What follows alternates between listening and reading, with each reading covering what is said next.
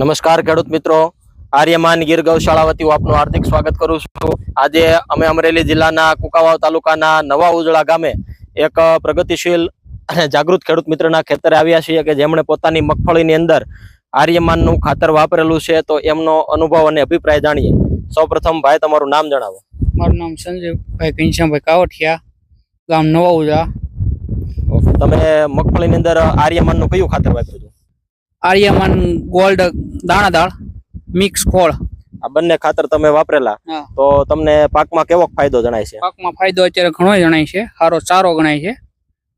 કારણ કે ઘઉં વાળું છે એમાં કાળી લાઇટમાં માંડવી રહે છે, ઈ જણાય છે સારું।